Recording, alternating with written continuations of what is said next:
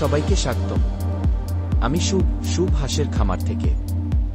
আজকের ভিডিওতে দেখাবো কিভাবে আমি আমার 200টা হাঁসের বাচ্চা লালন পালন করছি।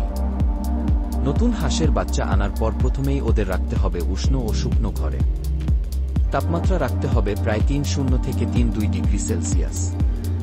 প্রথম 7 দিন খুবই গুরুত্বপূর্ণ, ঠান্ডা লাগলে অনেক বাচ্চা মারা যেতে পারে। তাই পরিষ্কার পানি আর হালকা খাবার সবসময় কাছে রাখো। প্রথম দিকে আমি তাদের নাসির ফিড দিই, দিনে 5 বার অল্প অল্প করে। পানিতে সামান্য ভিটামিন মিশিয়ে দিই যাতে তারা দ্রুত বড় হয়। একটা টিপস, পানির পাত্র যেন তাদের উচ্চতার সমান হয়, যাতে তারা ডুবিয়ে খেতে পারে কিন্তু শরীর ভিজে না যায়। হাঁসের ঘর সবসময় শুকনো ও বাতাস চলাচলযোগ্য রাখো। আমি প্রতি সপ্তাহে ঘর পরিষ্কার করি এবং শুকনো ছাই ছিটিয়ে দিই যাতে পোকামাকড় না হয়। রাতে দরজা বন্ধ রাখো, কারণ বেজি বা কুকুরের আক্রমণ হতে পারে। হাঁসকে রোগমুক্ত রাখতে নিয়মিত টিকা দাও। প্রথম সপ্তাহে ডাক কলেরা টিকা, 1 মাসে ডাক প্লেগ টিকা দাও। এছাড়া মাসে একবার ভিটামিন ও অ্যান্টিবায়োটিক দিলে হাঁস অনেক শক্তিশালী হয়। প্রায় 2-0 দিন পর থেকে আমি ওদের পুকুরে ছেড়ে দিই।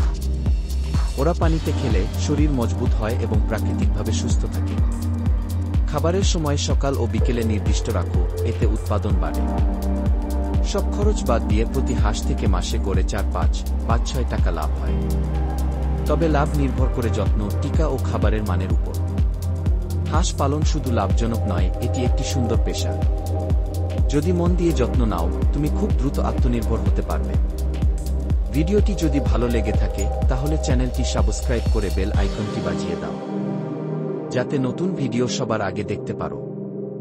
ভিডিওটি ভালো লেগে থাকলে লাইক, কমেন্ট আর শেয়ার করে আমাদের পাশে থাকো। সবাইকে ধন্যবাদ।